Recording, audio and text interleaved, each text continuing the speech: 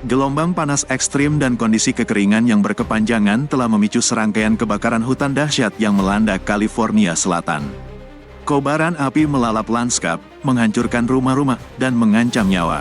Dampak tragis dari bencana ini sangat terasa, dengan setidaknya 24 orang dilaporkan tewas hingga Selasa pagi.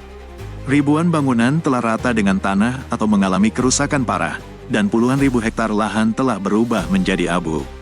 Di tengah upaya heroik para petugas pemadam kebakaran yang berjuang tanpa lelah melawan amukan api, muncul tantangan lain yang tak kalah serius, penyebaran disinformasi yang masif. Informasi yang salah dan menyesatkan tentang respons pemerintah California terhadap kebakaran menyebar dengan kecepatan yang sama, bahkan mungkin lebih cepat, dari api itu sendiri. Gelombang disinformasi ini tidak hanya membingungkan publik, tetapi juga berpotensi menghambat upaya penanggulangan bencana dan memperburuk situasi. Mantan Presiden Donald Trump, misalnya, telah melontarkan tuduhan bahwa kebijakan air negara bagian menjadi penyebab utama keringnya hidran kebakaran. Klaim ini, yang tidak didukung oleh fakta dan bukti yang ada, telah memicu perdebatan dan kebingungan di tengah masyarakat. Selain itu, kritik pedas juga dialamatkan kepada kepemimpinan Gubernur Gavin Newsom dan Presiden Joe Biden, seolah-olah mereka bertanggung jawab penuh atas situasi yang kompleks ini. Lebih lanjut, beberapa pihak tanpa dasar dan bukti yang kuat mengklaim bahwa Departemen Pemadam Kebakaran Los Angeles, LAFD, lebih memprioritaskan inisiatif keberagaman, kesetaraan, dan inklusi, DEI, daripada memperkuat kapasitas dan kemampuan departemen dalam memerangi kebakaran hutan. Klaim-klaim semacam ini tidak hanya merusak reputasi LAFD, tetapi juga berpotensi memecah belah solidaritas dan upaya bersama dalam menghadapi bencana. Video ini akan mengkaji 5 klaim utama yang telah muncul seputar kebakaran hutan dahsyat ini, dan menyajikan data serta fakta yang sebenarnya untuk meluruskan informasi yang salah dan memberikan pemahaman yang lebih komprehensif kepada publik. Jangan kemana-mana dan pastikan Anda nonton sampai selesai. Klaim 1, kebijakan Gubernur Newsom disalahkan atas kurangnya air untuk hidran. Klaim ini salah dan kurang konteks. Dalam sebuah unggahan di Truth Social pada hari Rabu, mantan presiden mengklaim bahwa tidak ada air untuk hidran, dan menyalahkan kebijakan Newsom sebagai alasan beberapa hidran tidak berfungsi. Namun, para ahli mengatakan masalahnya lebih kompleks dari itu. Jay Lund, seorang profesor teknik sipil dan lingkungan di University of California, mengapa hidran ini kehabisan air di tengah kebakaran besar? Itulah pertanyaan besar yang sedang diajukan semua orang. Tentu saja, saling menyalahkan sudah dimulai. Kami di sini untuk mengungkap fakta. Kami akan menjelaskan bagaimana sistem ini bekerja dan mengapa sistem ini gagal, hingga membuat hidran tersebut kering hanya dalam beberapa jam. Ada beberapa masalah utama. Salah satunya adalah tekanan air yang turun setelah hanya 40 menit akibat penggunaan air yang sangat besar. Masalah besar lainnya, waduk di Pacific Palisades kosong saat paling dibutuhkan, kemungkinan karena perbaikan yang sedang berlangsung. Semua detailnya ada dalam video ini. Sebelum kita membahas mengapa hidran kehabisan air, mari kita pahami dulu dasar tekniknya. Meskipun hidran pemadam kebakaran terlihat sederhana di permukaan, fungsinya bergantung pada sistem kompleks yang tersembunyi di bawah tanah. Struktur ini dimulai dengan dasar penyangga beton yang memberikan stabilitas untuk joint restraining gland. Gland ini mengamankan sambungan antara hidran dan pipa cabangnya, memastikan ketahanan serta kemampuan menahan tekanan. Hidran kemudian dihubungkan dengan katup gerbang yang mengatur aliran air. Katup ini dikelilingi oleh kotak katup yang ditutup dengan penutup untuk aksesibilitas. Inti dari sistem ini adalah jalur suplai utama yang menghubungkan hidran ke tangki air atau waduk. Hidran basah ini sepenuhnya bergantung pada suplai air utama dan saling terhubung dengan ratusan hidran lainnya di seluruh jaringan.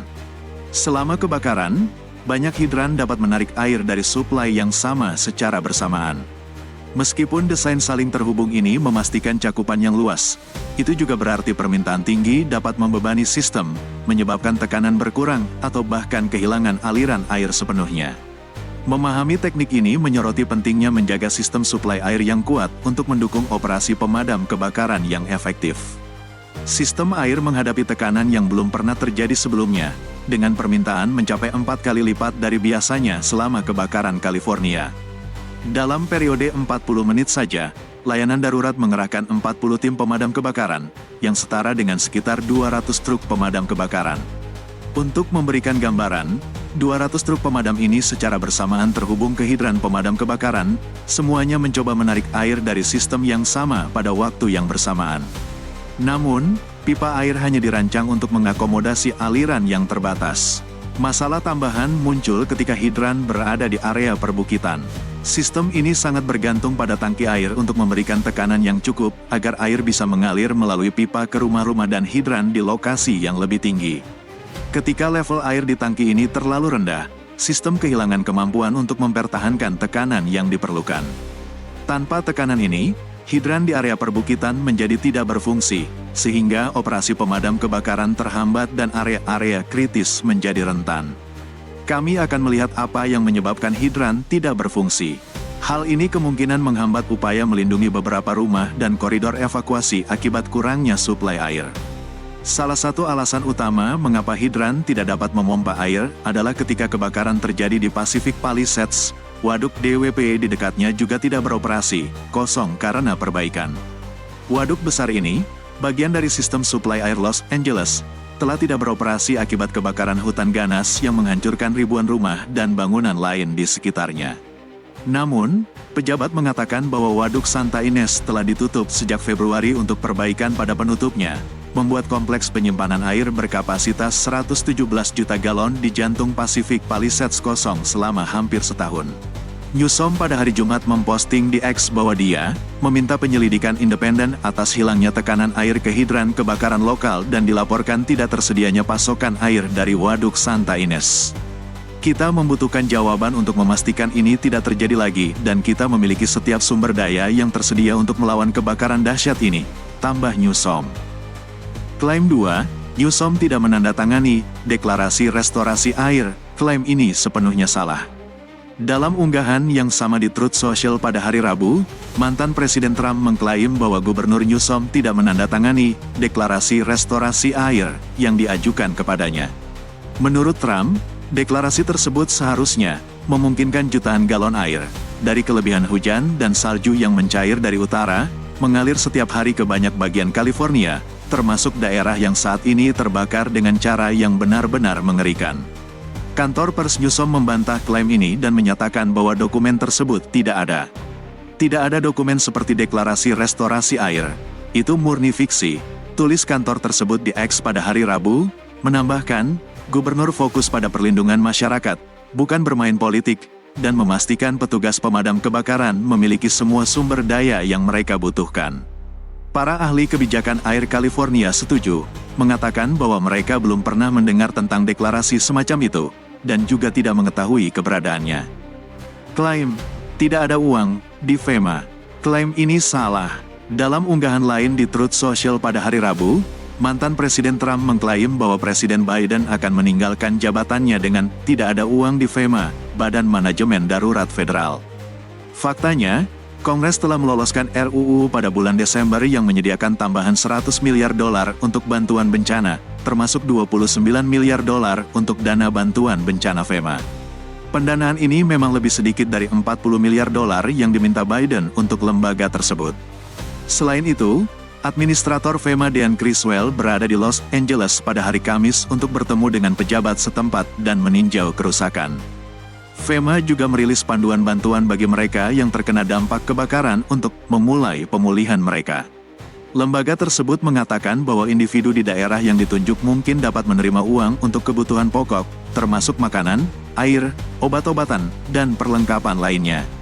Pendanaan FEMA yang disetujui adalah untuk komunitas yang sudah lama membutuhkan bantuan bencana, seperti mereka yang berada di Carolina Utara, Carolina Selatan, Georgia, dan Florida yang terkena dampak badai Helene dan Milton, kata juru bicara tim transisi Trump dan Vance sebagai tanggapan atas permintaan klarifikasi tentang klaim Presiden terpilih tentang pendanaan FEMA. Berkat pengesahan tambahan bencana baru-baru ini oleh Kongres, FEMA memiliki pendanaan dan sumber daya yang dibutuhkan untuk menanggapi kebutuhan California dan bencana aktif lainnya yang terus didukung FEMA, kata juru bicara FEMA sebagai balasan atas permintaan komentar tentang tanggapan tim transisi Trump dan Vance. Klaim, perlindungan ikan smelt membatasi ketersediaan air untuk memadamkan kebakaran. Klaim ini salah. Beberapa politisi juga mengklaim bahwa perlindungan untuk spesies ikan kecil yang terancam punah yang disebut Delta Smelt menghambat kemampuan petugas pemadam kebakaran untuk melawan kobaran api karena pengalihan air. Dalam unggahannya yang sama di Truth Social tentang dugaan deklarasi restorasi air, Trump menuduh Gubernur Newsom lebih peduli melindungi ikan daripada melindungi warga California, menuduh bahwa Newsom mengalihkan air dari penduduk untuk melindungi ikan tersebut. Dia ingin melindungi ikan yang pada dasarnya tidak berharga yang disebut smelt, dengan memberinya lebih sedikit air, itu tidak berhasil, tetapi tidak peduli dengan orang-orang California, tulis Trump, tampaknya merujuk pada memorandum Presiden tahun 2019 yang dia tanda tangani dan yang digugat Newsom untuk memblokirnya, dengan mengatakan pada saat itu bahwa itu membahayakan Delta Smelt, Salmon Chinook, Steelhead Central Valley, dan spesies ikan lainnya. Implikasinya adalah bahwa batasan berapa banyak air yang dapat dipompa keluar dari Teluk San Francisco dan muara Delta Sacramento San Joaquin, yang dikenal sebagai Bay Delta, tempat Delta Smelt tinggal, memengaruhi pasokan air yang dibutuhkan untuk memadamkan kebakaran. Klaim bahwa perlindungan Delta Smelt di muara Bay Delta membatasi jumlah air yang diekspor ke California Selatan, yang pada gilirannya akan memengaruhi jumlah air yang tersedia untuk tanggap darurat, sama sekali tidak berdasar, kata Overhouse. Overhouse mengatakan bahkan peraturan yang paling protektif untuk Delta Smelt, di bawah pemerintahan mantan Presiden Barack Obama, hanya menyumbang sekitar 1,2% dari aliran keluar Bay Delta tambahan. Kebakaran Los Angeles yang meluas turut berimbas pada kawasan Hollywood yang menjadi tempat tinggal sejumlah artis. Selain itu juga muncul kabar dan foto yang memperlihatkan landmark ikonik Hollywood yang turut terbakar. Namun kabar tersebut dibantah dan foto yang beredar di media sosial kemungkinan besar hasil dari kecerdasan buatan atau AI. Landmark tersebut tak berada di area peringatan evakuasi. Hanya saja kini lokasi ditutup karena kerusakan imbas kebakaran di sekitarnya dan juga demi keamanan. Adapun landmark Hollywood ini terletak cukup jauh dari pusat api diberitakan. Singkatnya, berbagai klaim yang menyebar seputar kebakaran hutan dahsyat di California Selatan, mulai dari tuduhan kebijakan air yang salah hingga prioritisasi inisiatif DEI dan perlindungan ikan Delta Smelt, terbukti tidak berdasar atau menyesatkan. Penting bagi publik untuk mengandalkan informasi yang akurat dan terverifikasi dari sumber yang kredibel di tengah situasi krisis, alih-alih termakan oleh disinformasi yang justru dapat memperburuk keadaan.